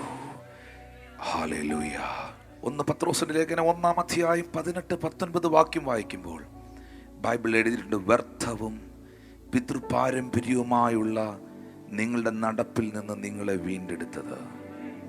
ഈ പിതൃപാരമ്പര്യം എന്ന് പറയുന്നതിന് അവിടെ എഴുതിയിരിക്കുന്ന for fathers, from your fathers, അപ്പൻ്റെ വഴിയിൽ നിന്ന്, കുടുംബ വഴിയിൽ നിന്ന് പാരമ്പര്യമായി കൈമാറ്റം ചെയ്യപ്പെടും. ഇംഗ്ലീഷിൽ നോക്കിയാൽ ഫ്രം യുവർ ഫാദേഴ്സ്, പിതാക്കന്മാരാൽ കൈമാറ്റം ചെയ്യപ്പെട്ടു വരുന്നത്. അത് നിങ്ങൾക്കറിയാം, ഈ കേഴ്സ് എന്ന് പറയുന്നത് അങ്ങനെയാണ്. എൻ്റെ വല്യപ്പൻ അതുണ്ടായിരുന്നു, എൻ്റെ അപ്പൻ അതുണ്ടായിരുന്നു, എനിക്കും അതുണ്ട്. ഡോക്ടർമാരുടെ അടുക്കൽ ചെന്ന് ചോദിച്ചാൽ, ഒരു ഹാർട്ടിന് പ്രയാസമായിട്ടൊരു കാർഡിയോളജിസ്റ്റിനെ കണ്ടാൽ ഡോക്ടർ ആദ്യം ചോദിക്കും, അപ്പനോ വല്യപ്പനോ വീട്ടിൽ ആർക്കെങ്കിലും ഹാർട്ട് സംബന്ധമായ പ്രശ്നമുണ്ടോ എന്ന് ചോദിക്കും, ഷുഗർ ഉണ്ടോ എന്ന് ചോദിക്കും. കാരണം ഇങ്ങനെ പിതാക്കന്മാരാൽ അപ്പനപ്പന്മാരായിട്ട് ഇങ്ങനെ കൈമാറ്റം ചെയ്യപ്പെട്ടു വരുന്ന ചിലതുണ്ട്. പിതൃപാരമ്പര്യങ്ങൾ അതെല്ലാം കയറി വരും. ശാപം, തകർച്ചകൾ, ഡിമോണിക് തിങ്സ്, മെനി തിങ്സ്, ഇതെല്ലാം കയറി വരും. എന്നാൽ അവിടെ എഴുതിയിട്ടുണ്ട്, വ്യർത്ഥവും പിതൃപാരമ്പര്യവുമായുള്ള നിങ്ങളുടെ നടപ്പിൽ നിന്ന് നിങ്ങളെ വീണ്ടെടുത്തിരിക്കുന്നത് പൊന്ന് വെള്ളി മുതലായ അഴിഞ്ഞു പോകുന്ന വസ്തുക്കൾ കൊണ്ടല്ല. 19-ാം വാക്യം, ക്രിസ്തു എന്ന നിർദോഷവും നിഷ്കളങ്കവുമായ കുഞ്ഞാടിൻ്റെ വിലയേറിയ രക്തം കൊണ്ടത്രേ. ഇതൊരു ചെയിനാണ്. നിങ്ങൾക്കറിയാമോ, നിങ്ങളുടെ കുടുംബത്തിൽ നിങ്ങളും ഒരു കണ്ണിയാണ്. ഒരു കാണിയല്ല, നിങ്ങളും ഒരു കണ്ണിയാണ്. അപ്പനപ്പന്മാരായ അമ്മ വഴിക്ക് അപ്പം വഴിക്ക് വന്നുകൊണ്ടിരിക്കുന്ന ആ DNA-യിൽ, ആ ലൈനേജിൽ നിങ്ങളും ഒരു കണ്ണിയാണ്. ചേർന്ന് ആമേൻ പറയാവോ? അതിനകത്ത് ഇങ്ങനെ കണ്ടിന്യൂഷൻ വന്നുകൊണ്ടിരിക്കുമ്പോൾ നിങ്ങളാകുന്ന കണ്ണിയിൽ യേശുവിൻ്റെ രക്തം വീണാൽ, കേൾക്കുന്നുണ്ടോ? നിങ്ങൾക്കത് കാണാൻ പറ്റുന്നുണ്ടോ? നിങ്ങളാകുന്ന കണ്ണിയിൽ യേശുവിൻ്റെ ഒരു തുള്ളി രക്തം വീണാൽ, നിങ്ങളാകുന്ന കണ്ണിയിൽ യേശുവിൻ്റെ രക്തം കഴുകപ്പെട്ടാൽ, അവിടം കൊണ്ട് കർത്താവ് നിങ്ങളെ കട്ട് ചെയ്ത് മാറ്റുകയാണ്. ഓ ഹല്ലേലൂയ. നീ ആ പഴയ ശാപത്തിലല്ല. കരം അടിക്കണമെങ്കിൽ കരം അടിക്കാം, സ്തുതിക്കണമെങ്കിൽ സ്തുതിക്കാം, സ്വീകരിക്കേണ്ടവർക്ക് സ്വീകരിക്കാം. ആ വ്യർത്ഥവും പിതൃപാരമ്പര്യവുമായ സകല നടപ്പിൽ നിന്നും ശാപബന്ധനങ്ങളിൽ നിന്നും നിങ്ങളെ വീണ്ടെടുക്കുന്ന യേശുവിന്റെ പരിശുദ്ധ രക്തം, യേശുവിന്റെ പരിശുദ്ധ രക്തം. ശബ്ദമുയർത്തി, യേശുവിന്റെ പരിശുദ്ധ രക്തം. Hallelujah. I am receiving all the blessings through his blood. ഗലാത്യർക്ക് എഴുതിയ ലേഖനം 3-ാം അധ്യായം 13-14 വാക്യം വായിക്കുമ്പോൾ, മരത്തിന്റെ മേൽ തൂങ്ങുന്നവനെല്ലാം ശപിക്കപ്പെട്ടവനെന്ന് എഴുതിയിരിക്കുന്ന പോലെ ക്രിസ്തു നമുക്ക് വേണ്ടി ശാപമായി ന്യായപ്രമാണത്തിന്റെ ശാപത്തിൽ നിന്ന് നമ്മളെ വിലയ്ക്ക് വാങ്ങിച്ചു. നിങ്ങൾ ഈ ഭൂമിയിൽ എന്തെങ്കിലും ഒരു സാധനം മേടിക്കണമെങ്കിൽ, ഇന്ത്യക്കാർക്ക് മേടിക്കണമെങ്കിൽ റുപ്പീസ് കൊടുക്കണം, UAE-കാർക്ക് മേടിക്കണമെങ്കിൽ ദറംസ് കൊടുക്കണം, അമേരിക്കക്കാർക്ക് മേടിക്കണമെങ്കിൽ ഡോളർ കൊടുക്കണം, ഖത്തറുകാർക്ക് മേടിക്കണമെങ്കിൽ ദിനാറ് കൊടുക്കണം. പക്ഷേ നിങ്ങളെ വിലയ്ക്ക് മേടിച്ചത് ദിനാറ് കൊടുത്തല്ല, റുപ്പീസ് കൊടുത്തല്ല, ഡോളർ കൊടുത്തല്ല, സ്വന്തം രക്തം നൽകി, സ്വന്തം രക്തം നൽകി. ഹല്ലേലൂയ. രക്തം തന്ന് മേടിച്ചവൻ തീരുമാനിക്കും നിന്റെ ഭാവി. രക്തം നൽകി രക്തം തന്ന് മേടിച്ചവൻ തീരുമാനിക്കും, രക്തം തന്ന് വീണ്ടെടുത്തവൻ തീരുമാനിക്കും, വിലയ്ക്ക് വാങ്ങിയവൻ തീരുമാനിക്കും, വിലയ്ക്ക് വാങ്ങിയവൻ തീരുമാനിക്കും. ശബ്ദം ഉയർത്തി ഹല്ലേലൂയ. ശാപത്തിനകത്ത് നിന്ന് അവന്റെ രക്തം എന്നെ വിലയ്ക്ക് വാങ്ങി. വായ് തുറന്ന് പറയണം, മേടിച്ചവൻ തീരുമാനിക്കും. എന്റെ ഭാവി എന്നെ വാങ്ങിച്ചവൻ തീരുമാനിക്കും. എന്നെ വിലയ്ക്ക് വാങ്ങിയവൻ തീരുമാനിക്കും. എന്റെ തലമുറ എന്താകും, എന്റെ ശുശ്രൂഷ എന്താകും, എന്റെ സാമ്പത്തികം എന്താകും. പിശാചല്ല, മന്ത്രവാദിയല്ല, ആഭിചാരകനല്ല, തല തകർന്ന ലൂസിഫർ അല്ല, ഈ ലോകത്തിലെ ഒരു പൈശാചിക ശക്തിയല്ല. എന്റെ ദൈവം തീരുമാനിക്കും. എന്റെ ദൈവം തീരുമാനിക്കും. എന്റെ ദൈവം തീരുമാനിക്കും. Thank you holy spirit, thank you holy spirit, thank you holy spirit. പിശാചേ, നീ തകർന്നവനാണ്. പിശാചേ, നീ പരാജയപ്പെട്ടവനാണ്. Hallelujah, hallelujah. നീ ഇല്ലാതെയായിരിക്കുന്നവനാണ്. എൻ്റെ യേശുവിൻ്റെ രക്തം ഇന്നും സംസാരിക്കുന്നു. എൻ്റെ യേശുവിൻ്റെ രക്തം ഇന്നും പ്രവർത്തിക്കുന്നു. എൻ്റെ യേശുവിൻ്റെ രക്തം ഇന്നും അത്ഭുതത്തെ ചെയ്യുന്നു. വിക്ടറി. വെളിപ്പാട് 12, 10, 11 ബൈബിൾ പറയുന്നു, അവർ അവനെ കുഞ്ഞാടിന്റെ രക്തം ഹേതുവായും സാക്ഷ്യവചനം ഹേതുവായും ജയിച്ചു. യേശുവിന്റെ രക്തം ഹേതുവായും സാക്ഷ്യവചനം ഹേതുവായും സാത്താനെ ജയിച്ചു. ഹല്ലേലൂയ. ശബ്ദമുയർത്തി ഹല്ലേലൂയ. നമ്മളെല്ലാം ഫൈനലി സ്വർഗത്തിൽ ചെല്ലുമ്പം, ആ ഹെവനിൽ നമ്മൾ നിൽക്കുമ്പം, പിതാവായ ദൈവം, പുത്രനായ യേശു, പരിശുദ്ധാത്മാവ്, മീഖായേൽ, Michael, archangels, Gabriel, creatures, seraph, Lord of angels, thousands, millions of angels. ഇതിൻ്റെ ഇടയിൽ യേശുവിനെ നമ്മൾ എങ്ങനെ ഐഡൻറ്റിഫൈ ചെയ്യുന്നത്? ഈ ഹെവനിൽ, ഈ സ്വർഗത്തിൽ എല്ലാവരും ഗ്ലോറിയിൽ നിൽക്കുകയാണ്. ഇതിനകത്ത് how we can identify our Lord Saviour Jesus? നമുക്ക് യേശുവിനെ എങ്ങനെ അവിടെ തിരിച്ചറിയാൻ പറ്റും? അതുകൊണ്ടാണ് വെളിപ്പാട് പുസ്തകത്തിൽ എഴുതിയിരിക്കുന്നത്, വെളിപ്പാട് 19, 11, 12, 13, 14 വാക്യങ്ങളിൽ, അനന്തര സ്വർഗം തുറന്നിരിക്കുന്നത് ഞാൻ കണ്ടു. ഒരു വെള്ളക്കുതിര പ്രത്യക്ഷമായി, അതിലിരിക്കുന്നവന് വിശ്വസ്തനും സത്യവാനും എന്ന പേര്. അവൻ നീതിയോടെ വിധിക്കുകയും പോരാടുകയും ചെയ്യുന്നു. അവൻ്റെ കണ്ണഗ്നിജ്വാല, തലയിൽ അനേകം രാജമുടികൾ, എഴുതിയിട്ടുള്ളൊരു നാമം അവനുണ്ട്. അതവനല്ലാതെ ആർക്കും അവനെ അറിഞ്ഞുകൂടാ. അടുത്ത വാക്യത്തിൽ പറയുന്നു, അവൻ രക്തം തളിച്ച ഉടുപ്പ് ധരിച്ചിരിക്കുന്നു. അവന് ദൈവവചനം എന്ന പേർ.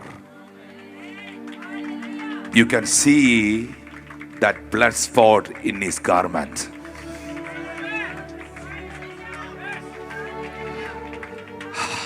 സ്വർഗത്തിൽ ചെല്ലുമ്പോൾ രക്തത്തിൻ്റെ തുള്ളികളുള്ള, രക്തത്തിൻ്റെ സ്പോട്ടുകളുള്ള ഉടുപ്പ് ധരിച്ചവനെ നിങ്ങൾക്ക് കാണാം. അത് കാണുമ്പം നമുക്ക് നിൽക്കാൻ പറ്റില്ല. നമ്മൾ നെടുമ്പാട് വീണ് പറയും, ഈ രക്തമാണ് എന്നെ ഇവിടെ എത്തിച്ചത്, ഈ രക്തമാണ് എന്നെ സ്വന്തമാക്കിയത്, ഈ രക്തമാണ് എന്നെ അവകാശിയാക്കിയത്. എൻ്റെ രക്തമല്ല അവൻ ചോദിച്ചത്, എൻ്റെ രക്തത്തെ ശുദ്ധീകരിക്കാൻ അവൻ്റെ രക്തം അവൻ എനിക്ക് വേണ്ടി തന്നു. He's my Savior, He's my Lord. ശബ്ദമുയർത്തി ആ കരങ്ങളെ ഒന്ന് ഉയർത്തിപ്പിടിച്ച്, കർത്താവേ, നിന്റെ പരിശുദ്ധ രക്തത്തിനായി നന്ദി, നിന്റെ വിലയേറിയ രക്തത്തിനായി നന്ദി. രക്തം മുദ്രയുള്ളതിനെ സംഹാരകൻ തൊട്ടില്ല, സംഹാരകൻ കണ്ടില്ല എന്ന് രേഖപ്പെടുത്തിയിരിക്കുന്നു. അങ്ങയുടെ പരിശുദ്ധ രക്തം എൻ്റെ പാപങ്ങളെ വിമോചിക്കുന്നു. അങ്ങയുടെ പരിശുദ്ധ രക്തം എൻ്റെ ശാപങ്ങളെ മാറ്റുന്നു. അങ്ങയുടെ പരിശുദ്ധ രക്തം എന്നെ സാത്താന്യ പുരോഹിതൻ, മഹാപുരോഹിതൻ യേശുവിനെ അറസ്റ്റ് ചെയ്ത് കൊണ്ടുപോകുമ്പോൾ, ക്രൂശിക്കാൻ കൊണ്ടുപോകുന്ന സമയത്ത് യേശുവിനോട് ചോദിച്ചായിരുന്നു, നീ ദൈവത്തിന്റെ പുത്രനാണോ? Amen. The high priest asked him when Jesus was arrested, are you the son of God? നിങ്ങൾക്കറിയാം, ആ സമയത്ത് യേശു പറഞ്ഞു, I am. And Jesus said, I am. I am the son of God. Amen. മഹാപുരോഹിതൻ തന്റെ വസ്ത്രം വലിച്ചു കീറി. Amen. The high priest tore his clothes. മഹാപുരോഹിതൻ തന്റെ വസ്ത്രം, പൗരോഹിത്യ വസ്ത്രം എപ്പോൾ കീറുന്നുവോ, വലിച്ചു കീറുന്നുവോ, ആ സമയം മുതൽ സ്വാതന്ത്ര്യം ഉണ്ടാകുകയാണ് ന്യായപ്രമാണത്തിൽ നിന്ന്. Yes. Whenever the high priest tears his clothes, that time onward we are freed from the law. അവിടെ കീറപ്പെട്ടത് ന്യായപ്രമാണത്തിന്റെ ചട്ടങ്ങളാണ്. Amen. The law cords were torn at that point of time. നിങ്ങൾ ദൂതന്മാർ ഇത് വെളിപ്പെടുത്തി എന്ന് പറഞ്ഞിട്ട് മിണ്ടിയില്ല. Amen. You did not say anything when angels revealed it. പിതാവായ ദൈവം യേശു ആരെന്ന് വെളിപ്പെടുത്തിയത് പറഞ്ഞിട്ട് അനങ്ങിയില്ല. യേശു തന്നെത്താൻ ഇത് വെളിപ്പെടുത്തി എന്ന് പറഞ്ഞിട്ട് എന്നാ ഇനി പിശാചുക്കൾ പറഞ്ഞത് പറയാം. ലൂക്കോസ് 4:41 വാക്യത്തിൽ Luke 4:41. പലരിൽ നിന്നും ഭൂതങ്ങൾ നീ ദൈവപുത്രനായ ക്രിസ്തു എന്നും നിലവിളിച്ച് പറഞ്ഞുകൊണ്ട് പുറപ്പെട്ടു പോയി. താൻ ക്രിസ്തുവെന്ന് അവ അറിയുക കൊണ്ട് താൻ ക്രിസ്തുവെന്ന് അവ അറിയുക കൊണ്ട് മിണ്ടാൻ അവൻ സമ്മതിക്കാതെ അവയെ ശാസിച്ചു.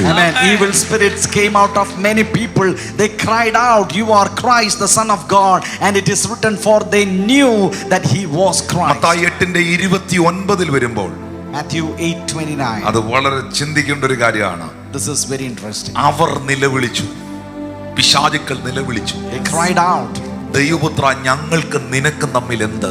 What have we to do with you? സമയത്തിന് മുൻപേ ഞങ്ങളെ ദണ്ഡിപ്പിക്കാൻ ഇവിടെ വന്നോ എന്ന് പറഞ്ഞു. Oh, you came here to torment us before the time. കാരണം പിശാചുക്കൾക്കറിയാം അവനെ ദണ്ഡിപ്പിക്കേണ്ട ആള്, അവനെ തീപ്പൊയ്കയിൽ എറിയേണ്ട ആള്, അവനെ ന്യായം വിധിക്കേണ്ട ആള് ദൈവപുത്രനായ ക്രിസ്തുവാണ്. Oh, because devil knows that it is the Jesus Christ who will torment them in hell. എന്നാൽ അവനൊരു സമയമുണ്ടെന്ന് അവൻ അറിയാം. And he knows that he has a set time. എന്നാൽ ഞാൻ സഭയോട് ഇങ്ങനെ പറയുന്നു, അവന്റെ സമയങ്ങൾ കഴിയാറായിരിക്കുന്നു. Amen. Now I declare to the church, his time is going to be എന്റെ over കർത്താവിന്റെ soon. വരവ് ഏറ്റവും അടുത്തിരിക്കുന്നു. Jesus Christ is coming soon. അനന്തരം ഒരു ദൂതൻ ഒരു ചെങ്ങല കൊണ്ടുവന്ന് അവനെ ബന്ധിച്ച് തീപ്പൊയ്കയിലേക്ക് എറിയുന്ന സമയം അതിവിദൂരമല്ല. Oh, an angel came and bound him and put him into the lake of fire, and that time is coming. Hallelujah. Hallelujah. Okay. മുഴു സ്വർഗം പറയുന്നു Jesus Christ is the Son of God. I mean, the whole heaven declares that Jesus Christ is the Son of the living God. മുഴു ദൂതന്മാരും പറയുന്നു he is a God, Son of God.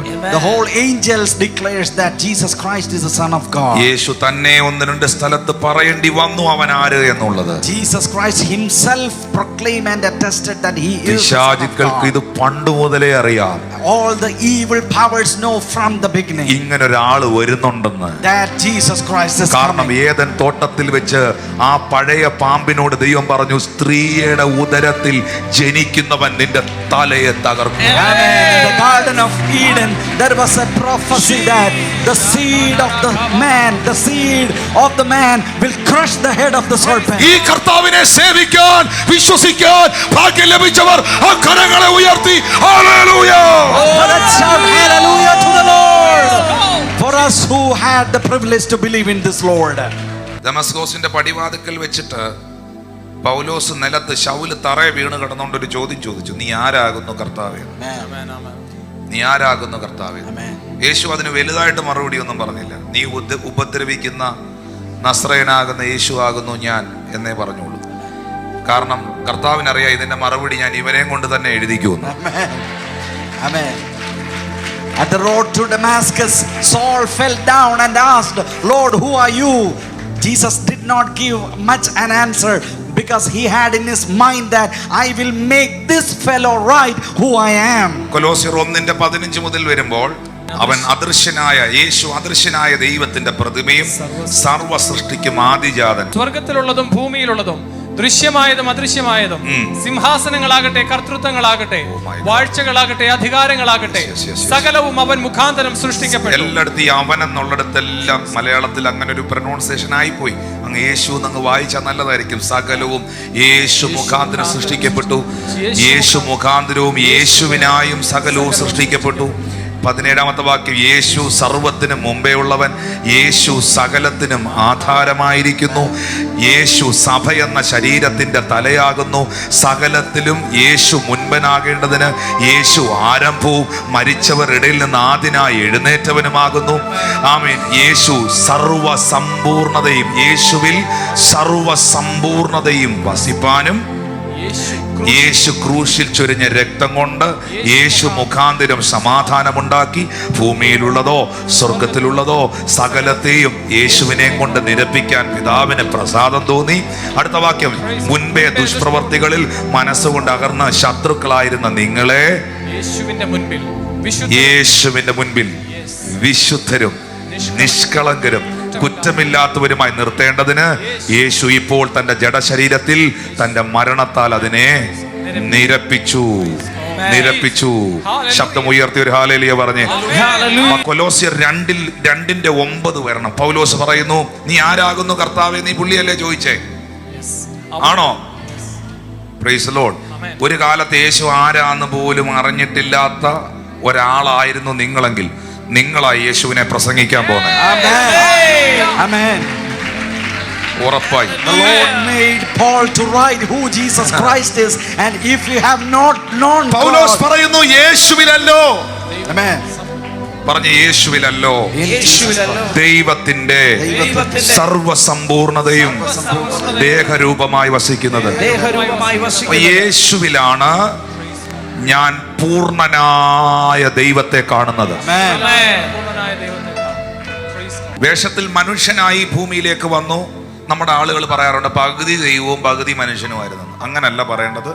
ഒരു നാണയത്തിന് 2 വശമുള്ളതുപോലെ മക്കൾ ജഡരക്തങ്ങളോട് കൂടിയവരാകൊണ്ട് അവന് നമ്മെ പോലെ ജഡരക്തങ്ങളോട് കൂടിയവനായി മരണത്തിൻ്റെ അധികാരിയായ പിശാചിനെ തൻ്റെ മരണത്താൽ നീക്കി ജീവപര്യന്തം മരണഭീതിയിൽ കിടന്ന നമ്മളെ അവൻ വിടുവിച്ചു. നമ്മൾ മനുഷ്യരായതുകൊണ്ട് മനുഷ്യരെ രക്ഷിക്കാൻ പാപമില്ലാത്തവനായ ക്രിസ്തു പരിപാവനമായ പരിശുദ്ധ രക്തം നമുക്ക് വേണ്ടി നൽകാൻ മനുഷ്യനായി ഈ ഭൂമിയിൽ വന്നു. ജനിപ്പിച്ചതല്ല, നമുക്ക് വേണ്ടി ജനിച്ചു. പരിശുദ്ധാത്മാവിൽ ജനിച്ചു. പരിശുദ്ധാത്മാവിൽ മറിയത്തിന്റെ ഉദരത്തിൽ ജനിച്ചു. ആ കർത്താവ് തന്റെ ജീവനെ നൽകി, തന്റെ പ്രവർത്തികൾ നിവർത്തിച്ച് സകലതും നിവർത്തിയാക്കി മരിച്ചടക്കപ്പെട്ട് ഉയർത്തെഴുന്നേറ്റ് സ്വർഗാരോഹണം ചെയ്ത് അകാലപ്രജ പോലെ പാപികളിൽ ഒന്നാമനായിരുന്ന ശൗലിനെ പൗലോസാക്കി മാറ്റി. ആ പൗലോസ് കർത്താവിൽ നിന്ന് പ്രാപിച്ച് വെളിപ്പാടുകളുടെ ആധിക്യം നിമിത്തം സഭയോട് പറയുന്നു, നിങ്ങൾ വിചാരിക്കുന്ന ആളല്ലത്, അവനിലല്ലോ ദൈവത്തിന്റെ സർവസമ്പൂർണതയും. എന്റെ ദൈവം പരിപൂർണനായ ദൈവമാണ്. അടുത്ത വാക്യത്തിൽ എന്നാ പറയുന്നേ? അടുത്ത വാക്യം, എല്ലാ വാഴ്ചയ്ക്കും അധികാരത്തിനും തലയായ യേശുവിൽ നിങ്ങൾ പരിപൂർണരായിരിക്കുന്നു. You are completed in him. ഇനി അവിടെ ഒരു മിനിറ്റ്. ക്രിസ്തുവിൽ ഞാൻ പരിപൂർണയാണ്, ഞാൻ പരിപൂർണനാണ്. You are complete in him. Hallelujah. ക്രിസ്തുവിൽ പരിപൂർണരാണ്. പൂർണ്ണനായ, സമ്പൂർണനായ, പരിപൂർണനായ, പരിശുദ്ധനായ യേശു കർത്താവ് നിങ്ങളിൽ വസിക്കുകയാണ്. തലയായ ക്രിസ്തുവിൽ ഞാൻ പരിപൂർണനായിരിക്കുന്നു. സഹോദരിമാർ പറയണം, ഞാൻ പരിപൂർണയായിരിക്കുന്നു. ഇതങ്ങോട്ട് വിശ്വസിക്കണം. ക്രിസ്തുവിൽ ഞാൻ ആരാന്നുള്ള എൻ്റെ തിരിച്ചറിവിൻ്റെയും വെളിപ്പാടിൻ്റെ മുമ്പിലാണ് പൈശാചിക ലോകം ഭയപ്പെടുന്നത്.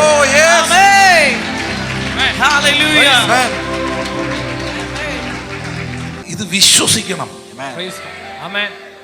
ഇത് വിശ്വാസത്താൽ ഓപ്പറേറ്റ് ചെയ്യണം. നീ ആശുദ്ധയാ, നീ കൊള്ളരുതാത്തവനാ, നീ തിന്മയിൽ ജീവിക്കുന്ന ആളാ, നീ കർത്താവിലൊന്നുമല്ല, നിന്നെ ദൈവത്തിനൊന്നും ഇഷ്ടമുള്ള ആളൊന്നുമല്ല, നീ കുഴപ്പക്കാരനാ എന്ന് പറയുമ്പം അങ്ങോട്ട് ആ കോൺഫിഡൻസോടെ പറയണം, I am completed in Christ. പറയാൻ കരമടിച്ച കർത്താവിന് നന്ദി പറഞ്ഞു. അത് പറയാൻ കഴിയണം.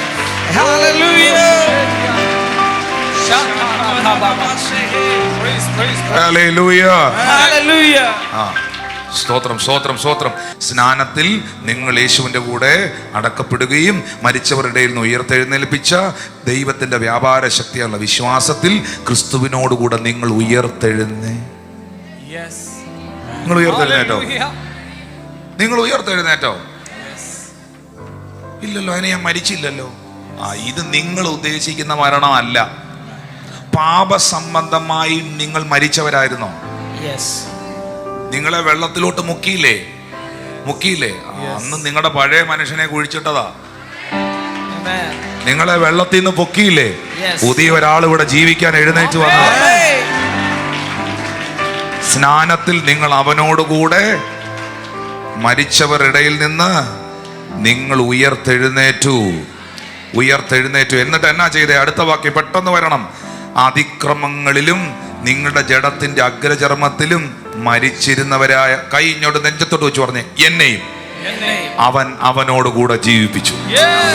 അവറപ്പുള്ള എത്ര പേരുണ്ട്? അവനോടുകൂടെ ജീവിപ്പിച്ചു. 14-ാമത്തെ വാക്യത്തിൽ അതിക്രമങ്ങളൊക്കെയും നമ്മോട് ക്ഷമിച്ച ചട്ടങ്ങളാൽ എനിക്കും നിനക്കും വിരോധവും പ്രതികൂലവുമായി പിശാച് എഴുതി വെച്ച സകല കൈയെഴുത്തും മായിച്ച് ക്രൂശിൽ തറച്ച് നടുവിൽ നിന്ന് നീക്കിക്കളഞ്ഞു. വാഴ്ചകളെയും അധികാരങ്ങളെയും ആയുധവർഗം വെപ്പിച്ച് ക്രൂശിൽ അവരുടെ മേൽ ജയോത്സവം കൊണ്ടാടിയെങ്കിൽ ഇന്ന് പകൽ ഈ കർത്തൃമേശയുടെ മുൻപിൽ യേശുവിന്റെ മരണത്തെ, യേശുവിന്റെ ഉയർപ്പിനെ ഞങ്ങൾ സെലിബ്രേറ്റ് ചെയ്യുകയാണ്. ശബ്ദമുയർത്തി ഹല്ലേലൂയ പറഞ്ഞേ. അവനിലല്ലോ, ഉറക്കെ പറ, യേശുവിലല്ലോ ദൈവത്തിന്റെ സർവസമ്പൂർണതയും ദേഹരൂപമായി വസിക്കുന്നത്. ഞാൻ സേവിക്കുന്ന ദൈവം ഇതെനിക്കൊരു പഠനമൊന്നുമല്ല, ഇതെനിക്ക് കേവലം ആരോ ഓതി തന്നതൊന്നുമല്ല, ഇതെന്റെ അനുഭവമാണ്. യേശു എനിക്കൊരു അനുഭവമാണ്. യേശു എന്റെ വിശ്വാസമാണ്. യേശു എന്റെ പ്രത്യാശയാണ്. യേശു എന്റെ ജീവനാണ്. യേശു എന്റെ സകലവുമാണ്. യേശു എന്റെ സർവവുമാണ്. I believe in him. I believe in him. കേട്ട് തഴമ്പിച്ച വർഷങ്ങളായി അപ്പനപ്പന്മാരായിട്ട് ഇതിങ്ങനെ കേട്ട് തഴമ്പിച്ച നിന്റെ തലയ്ക്കകത്ത് നിന്ന്, ഇതൊരു അറിവായി നിൽക്കുന്ന നിന്റെ തലയ്ക്കകത്ത് നിന്ന് പരിശുദ്ധാത്മാവ് ഇതിനെ ഒരു വെളിപ്പാടാക്കി തിരിക്കട്ടെ. കർത്താവിന് വേണ്ടി അങ്ങോട്ട് സ്റ്റെപ്പ് ചെയ്യണം. പ്രതിസന്ധികൾ മുൻപിൽ വന്നാൽ, വെല്ലുവിളികൾ മുൻപിൽ വന്നാൽ മാനസികമായി ഡൗൺ ആകത്തില്ലെന്ന് ഞാൻ പറയത്തില്ല. പക്ഷെ അതിന്റെ നടുവിൽ എനിക്കൊരു ഉറപ്പ് വേണം, എന്നിൽ ആരാ വസിക്കുന്നത്?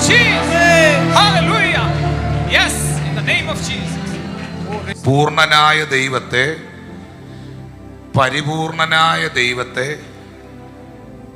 അറിയാനും അനുഭവിക്കാനും കഴിഞ്ഞത് തന്നെ ഭയങ്കര ബ്ലെസ്സിങ് അല്ലേ? അങ്ങനെയാണെങ്കിൽ അവന്റെ ശരീരത്തിനും അവന്റെ രക്തത്തിനും കൂടെ അവകാശികളായി തീരുക എന്ന് പറഞ്ഞാൽ പാടിയല്ലേ പറ്റൂ. ഇത്ര മഹത്വമുള്ള ഈ പദവിയെ, ഈ പുഴുക്കൾ കേൾക്കാൻ പാത്രത ഏതുമില്ല. നിന്റെ കൃപ എത്ര വിചിത്ര കർത്താവേ. മന്നരിൽ മന്നവൻ നീ, മനുകുലത്തിനു രക്ഷാകരൻ നീ. ആ കൈകൾ ഉയർത്തി പറഞ്ഞേ, മന്നരിൽ മന്നവൻ നീ, മനുകുലത്തിനു രക്ഷാകരൻ നീ. മിന്നും പ്രഭാവമുള്ളോ പിതാവിനു സന്നിധൻ നീയല്ലയോ. മിന്നും പ്രഭാവമുള്ളോ പിതാവിനു സന്നിധൻ. ആ കൈകൾ ഉയർത്തി വന്ദനമേശുഭാരാ നിനക്കെന്നും വന്ദനമേശുഭാരാ.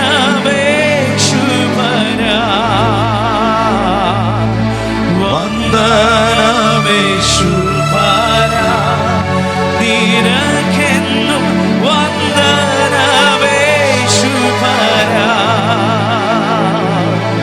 വന്ദനം ചെയ്യുന്നു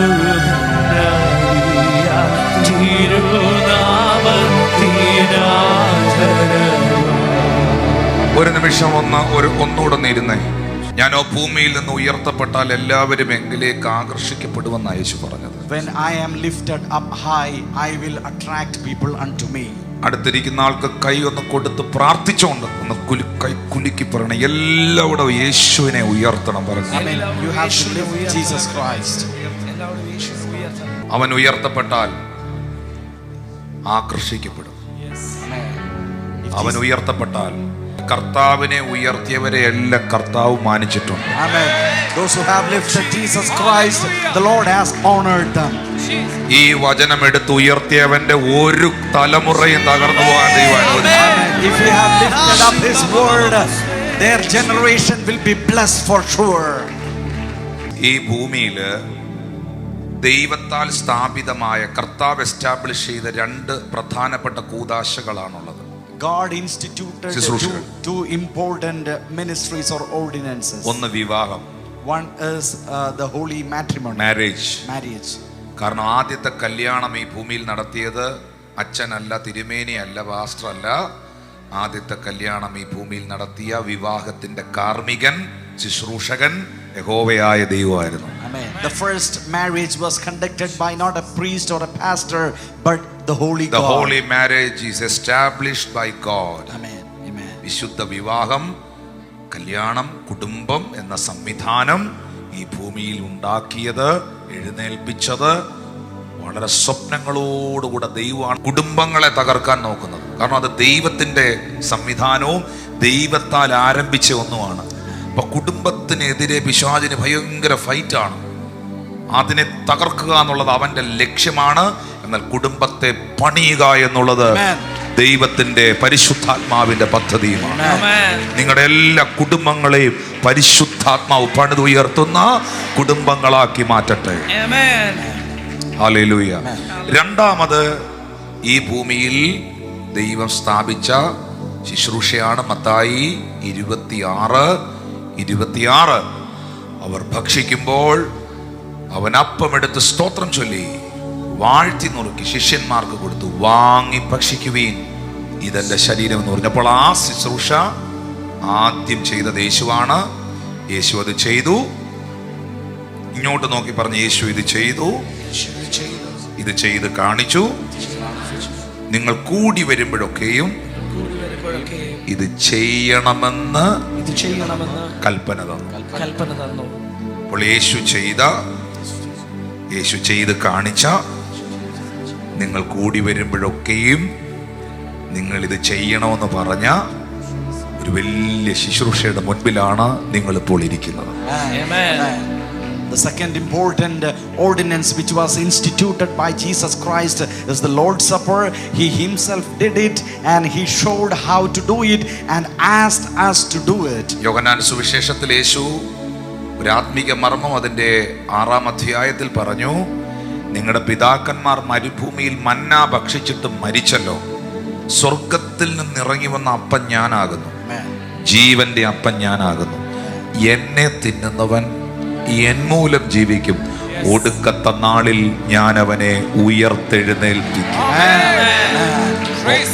ഒന്ന് ഓർത്തു നോക്കിയേ, ഈ കർത്താവിന്റെ ശരീരത്തോടും കർത്താവിന്റെ രക്തത്തോടും പാർട്ടേക്കർ ആകുന്ന ഒരാൾക്ക് സ്വർഗത്തിലെ ദൈവം വെച്ചിരിക്കുന്ന പ്രിവിലേജ്. നിങ്ങൾ എന്നോട് ചോദിച്ചാൽ, ഇതെന്റെ വിശ്വാസമാണ്, എൻ്റെ വിശ്വാസത്തെ നിങ്ങൾ ചോദ്യം ചെയ്യരുത്, ഇതെന്റെ വിശ്വാസമാണ്.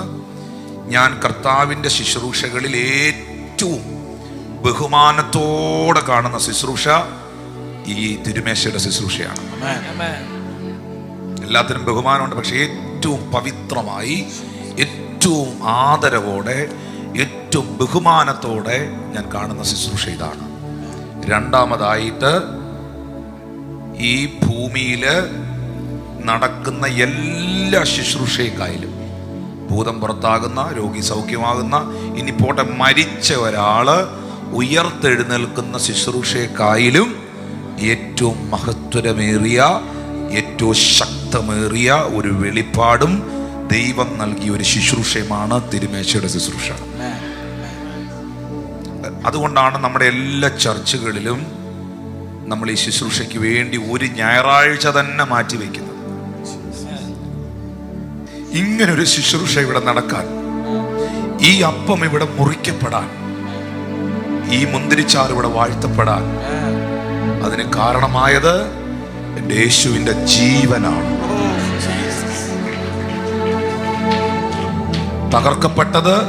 അന്ന് തകർക്കപ്പെട്ടത് ഈ ഭൂമിയിൽ ഏതെങ്കിലും വസ്തുക്കളല്ല, എൻ്റെ കർത്താവിൻ്റെ ഓമനത്വമുള്ള ആ ശരീരമാണ് തകർക്കപ്പെട്ടത്.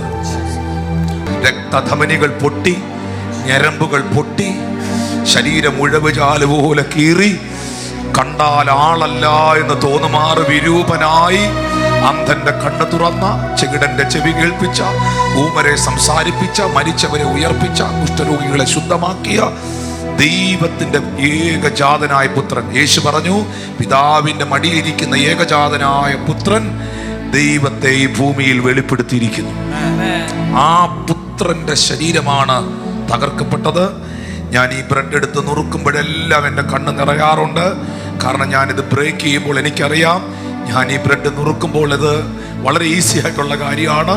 പക്ഷേ ഈ ബ്രെഡ് നുറുക്കപ്പെടാൻ കാരണമായത് എൻ്റെ യേശുവിൻ്റെ മാംസങ്ങൾ അടർന്ന് അവൻ്റെ ശരീരം ഉഴവുചാല് പോലെ കീറി ചൂട്ട കൊളുത്തുകളും ഈയക്കട്ടകളും ചേർത്തുണ്ടാക്കിയ ആ ചാട്ടവാറും ചമ്മട്ടിയും അവന്റെ ശരീരത്തെ അടിച്ചപ്പോൾ, ആ ചൂണ്ട മാംസത്തിനകത്ത് ഉടക്കി അവരത് വലിച്ചപ്പോൾ ആ മാംസം ഇറുന്നു വീണ് ശരീരം ഉഴവുചാല് പോലെ കീറപ്പെട്ടത്. യശയ്യാപ്രവാചകന്റെ പുസ്തകം 53-ാം അധ്യായം 5-ാം വാക്യത്തിൽ എഴുതിയിരിക്കുന്നു, കൊല്ലുവാൻ കൊണ്ടുപോകുന്ന ആടിനെ പോലെ അവനെ കൊണ്ടുപോയി. രോമം കത്രിക്കുന്നവരുടെ മുൻപിൽ ആട് വായി തുറക്കാതിരിക്കുന്നത് പോലെ അവൻ മിണ്ടാതെയിരുന്നു. അവന്റെ താഴ്ചയിൽ ആരും അവനെ ഓർത്തില്ല. നമ്മുടെ അകൃത്യങ്ങൾ നിമിത്തം അവർ തകർക്കപ്പെട്ടു. നമ്മുടെ സൗഖ്യത്തിനായി അവൻ അടിപ്പിണരുകൾ ഏറ്റെടുത്തു. എല്ലാവരുമാലും അവൻ ത്യജിക്കപ്പെട്ടു, എല്ലാവരാലും അവൻ തിരസ്കരിക്കപ്പെട്ടു. ഞാൻ ചേർക്കപ്പെടുവാൻ അവൻ തിരസ്കരിക്കപ്പെട്ടു. എന്നെ യോഗ്യനാക്കി മാറ്റുവാൻ അവൻ വികൃതമായി. യേശുവേ, ആ കൈകളെല്ലാം ഒന്ന് ഉയർത്തിപ്പിടിച്ച്, യേശുവേ, യേശുവേ, കൈകളെല്ലാം ഒന്ന് ഉയർത്തിപ്പിടിച്ച് തിരുമേശയുടെ മുമ്പിൽ, യേശുവേ, എന്നെ ഈ ശുശ്രൂഷയുടെ ഭാഗമാക്കാൻ, അങ്ങയുടെ ശരീരത്തോടും അങ്ങയുടെ രക്തത്തോടും അംശയാക്കാൻ, കൂട്ടാളിയാക്കാൻ അവിടുന്ന് എന്നോട് കാണിച്ച കരുണയ്ക്ക് നന്ദി, കരുണയ്ക്ക് നന്ദി. അവിടുന്ന് എന്നോട് കാണിച്ച ദയയ്ക്ക് നന്ദി. എൻ്റെ കുടുംബത്തിലുള്ളവർ, എൻ്റെ ദേശത്തിലുള്ളവർ, എൻ്റെ കൂട്ടുകാരിൽ എത്രയോ ആളുകൾ ഈ സത്യം അറിയാതെ കിടക്കുമ്പോൾ ഈ സത്യത്തെ എനിക്ക് വെളിപ്പെടുത്തിയതിന് നന്ദി. ഈ അപ്പത്തിലേക്കും പാനപാത്രത്തിലേക്കും കരങ്ങൾ നീട്ടാൻ ഒരു യോഗ്യതയില്ലാത്ത എന്നെ യോഗ്യനാക്കിയതിന് നന്ദി. അർഹതകളില്ലാത്ത സ്ഥാനത്ത് അർഹയാക്കിയതിന് നന്ദി. യോഗ്യതയില്ലാത്ത സ്ഥാനത്തിന് യോഗ്യത നൽകിയതിന് നന്ദി. കരുണയുള്ള കർത്താവേ, നന്ദി, നന്ദി. പ്രിയപ്പെട്ടവരെ, അപ്പോസ്തലനായ പൗലോസ് ശ്ലീഹ പറയുന്നു, ഞാൻ കർത്താവിൽ നിന്ന് പ്രാപിക്കുകയും നിങ്ങൾക്ക് ഏൽപ്പിച്ചു തരികയും ചെയ്യുന്ന എന്തെന്നാൽ, കർത്താവായ യേശുവിനെ കാണിച്ചു കൊടുത്ത രാത്രിയിൽ അവൻ അപ്പമെടുത്ത് സ്തോത്രം ചൊല്ലി, ഇത് വാങ്ങി ഭക്ഷിക്കുവിൻ, ഇതെന്റെ ശരീരമെന്ന് അരുളി ചെയ്തു. നിങ്ങൾക്കറിയാമോ, നിങ്ങൾ ഇതുകൂടെ ശ്രദ്ധിച്ചോണേ, ഇവിടെ ഇരിക്കുന്ന മുഴുവൻ ആളുകളെ യേശു സ്നേഹിക്കുന്നു. മൊത്തം ആളുകൾ, ആണ്ട് ഈ ഫ്രണ്ടിലിരിക്കുന്ന, അവിടെ ഇരിക്കുന്ന കൊച്ചു കുഞ്ഞു മുതൽ ആ പുറകിലും അതിന് ഈ റോഡിലൂടെ ഒക്കെ നടന്നു പോകുന്നവരെ എല്ലാം കർത്താവ് സ്നേഹിക്കുന്നു. ഇല്ലേ? സ്നേഹിക്കുന്നുണ്ട്, ഉറപ്പായിട്ട് സ്നേഹിക്കുന്നുണ്ട്. ഇവിടെ ഇരിക്കുന്നവരെ കർത്താവ് സ്നേഹിക്കുന്നുണ്ട്. പക്ഷേ യേശു അപ്പവും മീനും വാഴ്ത്തി വർദ്ധിപ്പിച്ചപ്പോൾ അതെല്ലാവർക്കും കൊടുത്തു. എക്സ്ട്രാ വന്നത് കൊട്ടയിലാക്കി കൊണ്ട് കൊടുക്കാൻ പറഞ്ഞു. കനാവിലെ കല്യാണ വീട്ടിൽ പച്ചവെള്ളത്തെ വീഞ്ഞാക്കിയപ്പോൾ ആ കല്യാണത്തിന് വന്ന എല്ലാവർക്കും ആ സാധനം കിട്ടി, അവർ കുടിച്ചു. പക്ഷെ ഈ ഒരു ശുശ്രൂഷ ചെയ്യാൻ യേശു തെരഞ്ഞെടുത്തത് ഒരു പബ്ലിക് പ്ലേസ് അല്ല, ഒരു സീക്രട്ട് പ്ലേസ് ആണ്. നിങ്ങൾ ഇവിടുന്ന് പുറപ്പെടുവീൻ, നിങ്ങൾക്കൊരു മനുഷ്യൻ എതിർവിടും, അദ്ദേഹത്തിന്റെ കയ്യിൽ ഒരു കുടം വെള്ളം കാണും. അദ്ദേഹത്തോട് ചോദിക്കണം, കർത്താവിന് പെസഹ ഒരുക്കാനുള്ള ശാല എവിടെയാണ്? അപ്പോൾ ആ മനുഷ്യൻ വിരിച്ചൊരുക്കിയ ഒരു വൻമാളിക നിങ്ങൾക്ക് കാണിച്ചു തരും. അപ്പോൾ ആ വൻമാളികയിലാണ് ഈ 12 ശിഷ്യന്മാരുമായിട്ട് ആ സീക്രട്ട് പ്ലേസിലാണ്, ഈ സീക്രട്ട് പ്ലേസിൽ നിന്നൊരു രഹസ്യം വെളിപ്പെടുത്തുന്നിടത്ത് ആ രഹസ്യത്തിനകത്ത് വലിയൊരു മർമ്മം കാണും. പരസ്യമായിട്ട് പറയുന്നത് വലിയൊരു കാര്യമായിരിക്കില്ല ചിലപ്പോൾ, പക്ഷെ ഒരാളോട് വളരെ രഹസ്യമായി പറയുന്നത് പ്രധാനപ്പെട്ടൊരു കാര്യമായിരിക്കും. സീക്രട്ടായിട്ട് കർത്താവ് കൊണ്ടുപോയി ഈ ശുശ്രൂഷ ചെയ്തു. അപ്പൊ എല്ലാവർക്കും അപ്പം കൊടുത്തോ? എല്ലാവർക്കും മുന്തിരിച്ചാറ് കൊടുത്തോ? വഴി പോയ എല്ലാവർക്കും കൊടുത്തോ? അധികം വന്നതെല്ലാം റോഡേ പോകുന്നവർക്ക് കൊടുക്കാൻ പറഞ്ഞോ? ഇല്ല. അതിനകത്ത് ഒരുത്തനിൽ സാത്താൻ ഉണ്ടായിരുന്നു. ആരല്ല? ഈ 12 എണ്ണത്തിൽ യൂദ. അവൻ എഴുന്നേറ്റ് പോയോ? അവൻ അവിടുന്ന് എഴുന്നേറ്റ് പോയി, അവനോട് ഇരിക്കാൻ പറ്റിയില്ല. അപ്പോൾ ഈ തിരുമേശ ഇന്നിവിടെ ശുശ്രൂഷിക്കുമ്പം നിങ്ങളെ എല്ലാവർക്കും കർത്താവിന് സ്നേഹമാണെങ്കിലും ഇതെടുക്കാൻ ഒരു വ്യവസ്ഥയുണ്ട്. ഇതെടുക്കാൻ ഒരു വ്യവസ്ഥയുണ്ട്. ആ വ്യവസ്ഥ, അതിന് ദൈവം വെച്ചിരിക്കുന്ന ഒറ്റ മാനദണ്ഡം മാനസാന്തരപ്പെടുക, യേശുവിനെ രക്ഷിതാവായി സ്വീകരിക്കുക, ക്രിസ്തുവിന്റെ മരണത്തിലും പുനരുത്ഥാനത്തിലും ഏകീഭവിക്കുന്ന ക്രിസ്തുവിനോടുകൂടെ ചേരുന്ന വിശ്വാസ സ്നാനം കൈക്കൊള്ളുക. മുതിർന്ന സ്നാനം എന്ന് പറയുന്നതിനപ്പുറമായി വിശ്വസിച്ച് സ്നാനമേൽക്കുക. സ്നാനപ്പെട്ടവരെന്ന് കൈ ഉയർത്തിയേ. ഓക്കെ, ഇതിനകത്ത് ആരെങ്കിലും സ്നാനപ്പെടാത്തവരുണ്ടെങ്കിൽ നിങ്ങൾ കർത്താവിന്റെ കൽപ്പന അനുസരിക്കണം, വിശ്വസിച്ച് കർത്താവിനെ സ്വീകരിക്കണം. ഇതിനകത്ത് കുറവുകളില്ലാത്ത ആരും ഇരിപ്പില്ല. പക്ഷെ ലംഘനം മറച്ചു വെക്കുന്നവന് ശുഭം വരില്ല, ഏറ്റു പറഞ്ഞ് ഉപേക്ഷിക്കുന്നവന് കരുണ ലഭിക്കും. നിങ്ങളുടെ ജീവിതത്തിൽ എന്തെങ്കിലും കുറവുകളോ കാര്യങ്ങളൊക്കെ ഉണ്ടെങ്കിൽ ഈ അപ്പത്തിലേക്കും മുന്തിരിച്ചാറിലേക്കും കൈ വെക്കുന്നതിന് മുമ്പ് നിങ്ങളത് ഏറ്റു പറയണം. കാരണം അയോഗ്യമായ അപ്പം തിന്നുകയോ പാനപാത്രത്തിൽ നിന്ന് കുടിക്കുകയോ ചെയ്യുന്നവൻ തനിക്ക് താൻ ശിക്ഷാവിധി തിന്നുകയും കുടിക്കുകയും ചെയ്യും. അങ്ങനെ നിങ്ങൾ ചിലർ രോഗികളാകുന്നു, ചിലർ നിദ്ര കൊള്ളുന്നു എന്ന് പൗലോസ് പറയുന്നു. ഇനി എൻ്റെ മറുഭാഗം ഞാൻ പറയാം. ഈ കർത്താവിൻ്റെ മേശ അയോഗ്യമായി എടുക്കുന്നവൻ രോഗിയാകുമ്പോൾ, മരണത്തിലേക്ക് വരെ അവൻ തള്ള നീക്കപ്പെടുമ്പോൾ, ഇത് പ്രാർത്ഥനയോടെ, വിശുദ്ധിയോടെ, യോഗ്യതയോടെ ദൈവം വെച്ചിരിക്കുന്ന, നമുക്ക് സ്വയമായിട്ട് യോഗ്യരാകാൻ പറ്റുകയില്ല, നമ്മളെ യോഗ്യനാക്കിയത് ദൈവമാണ്. ആ വ്യവസ്ഥയോടുകൂടി തിരുമേശ എടുക്കുന്നവർ സൗഖ്യം പ്രാപിക്കും, ഉറപ്പാണ്. ഞാൻ ഒത്തിരി സാക്ഷ്യങ്ങൾ കേട്ടിട്ടുണ്ട്. കാരണം ശരീരത്തെയും ആത്മാവിനെയും ഒരുപോലെ തൊടുന്ന ഒരു ശുശ്രൂഷ ഇത് മാത്രമേ ഉള്ളൂ. ഇതൊരു ഭാഗത്ത് ഭക്ഷണമാണ്, ആണോ? യേശു പറഞ്ഞു, എൻ്റെ മാംസം സാക്ഷാൽ ഭക്ഷണവും എൻ്റെ രക്തം സാക്ഷാൽ പാനീയമാകുന്നു. ഒരു ഭാഗത്ത് ഇത് ഫുഡാണ്, ഇത് രണ്ടും ഭക്ഷണമാണ്. ഇത് ഡൈജസ്റ്റ് ആവും വയറ്റിലോട്ട് പോകുമ്പോൾ. ആവോ? ഉറപ്പായിട്ടും ആയിരിക്കും. എന്നാൽ മറുഭാഗത്ത്, ഇൻ അതർ സൈഡ്, ഇത് കർത്താവിൻ്റെ ശരീരവും കർത്താവിൻ്റെ പരിശുദ്ധ രക്തത്തിനും നിഴലാണ്. നമ്മുടെ വിശ്വാസവും നമ്മുടെ കർത്താവ് നമ്മളോട് പറഞ്ഞതും അങ്ങനെ തന്നെയാണ്. ഹല്ലേലൂയ. അങ്ങനെയാണെങ്കിൽ നിങ്ങളൊരു ബിരിയാണി കഴിച്ചാൽ, നിങ്ങളൊരു ഊണ് കഴിച്ചാൽ, നിങ്ങളൊരു ചപ്പാത്തി കഴിച്ചാൽ അത് നിങ്ങളുടെ ശരീരത്തിന് മാത്രമേ എഫക്റ്റ് ചെയ്യത്തുള്ളൂ, ഉറപ്പല്ലേ? നിങ്ങളുടെ ആത്മാവിന് എന്തെങ്കിലും കിട്ടുമോ? കിട്ടത്തില്ല. എന്നാൽ നിങ്ങളൊരു പാട്ട് പാടിയാൽ, നിങ്ങളൊന്ന് പ്രാർത്ഥിച്ചാൽ, നിങ്ങൾ അന്യഭാഷ പറഞ്ഞാൽ നിങ്ങളുടെ ശരീരത്തിന് എന്തെങ്കിലും കിട്ടുമോ? കിട്ടുമായിരിക്കാം. പക്ഷേ കൂടുതലും കിട്ടുന്ന ആർക്കാ? നിങ്ങളുടെ ആത്മാവിനാണ്. എന്നാൽ ഇത് ഒരു ഭാഗത്ത് ഭക്ഷണവും മറുഭാഗത്ത് ഇതൊരു ആത്മീയ ഭോജനവും ഒരു സ്പിരിച്വൽ മിസ്റ്ററിയും ആയതുകൊണ്ട് ഇതിന്റെ പ്രത്യേകത, ഇത് ശരീരത്തെയും ആത്മാവിനെയും ഒരുപോലെ തൊടും. മനസ്സിലായോ? പിടികിട്ടിയോ? ഈ ശുശ്രൂഷയിൽ പങ്കെടുക്കുന്നവരുടെ ശ്രദ്ധയ്ക്ക്, ഇത് ശരീരത്തിനെയും ആത്മാവിനെയും ഒരുപോലെ തൊടും. അതാ പൗലോസ് പറഞ്ഞു, നിങ്ങളിൽ ചിലർ രോഗികൾ, വ്യവസ്ഥയില്ലാതെ ഇതെടുത്ത് നിങ്ങളിൽ ചിലർ രോഗിയാകുന്നത് ആത്മാവിലാണോ ശരീരത്തിലാണോ? രോഗിയാകുന്ന എവിടാ? ശരീരത്തില, അല്ലേ? അപ്പോൾ ഇത് എടുക്കുന്നവൻ, അയോഗ്യമായി എടുക്കുന്നവൻ രോഗിയാകുന്നത് ശരീരത്തില. Are you with me? അപ്പോൾ ഇത് വ്യവസ്ഥയോടെ എടുക്കുന്നവൻ സൗഖ്യമാകാൻ പോകുന്ന ശരീരത്തില. മറുഭാഗത്ത് ഇത് ജീവന്റെ അപ്പമായതിനാൽ, ഇത് കർത്താവിന്റെ ശരീരത്തിനും രക്തത്തിനും നിഴലായതിനാൽ, ഇതെന്റെ ആത്മാവിനും സംരക്ഷണവും എൻ്റെ ആത്മാവിനും ബലവും ഇത് നൽകും. അപ്പൊ എൻ്റെ ആത്മാവിനെയും എൻ്റെ ശരീരത്തെയും ഒരുപോലെ സ്പർശിക്കുന്ന ഇതുപോലൊരു ശുശ്രൂഷ വേറെയില്ല. ഇതുപോലൊരു ശുശ്രൂഷ വേറെയില്ല. അതുകൊണ്ടാണ് പൗലോസ് അപ്പോസ്തലൻ ഈ കപ്പിനെ നോക്കിയിട്ട് പറഞ്ഞത്, നാം അനുഗ്രഹിക്കുന്ന അനുഗ്രഹപാത്രം, ദ കപ്പ് ഓഫ് ബ്ലെസ്സിങ്. ഇത് നിങ്ങളുടെ ബ്ലെസ്സിങ് ആണ്. പറഞ്ഞ, ഇതെന്റെ ബ്ലെസ്സിങ് ആണ്, ഇതെന്റെ അനുഗ്രഹം.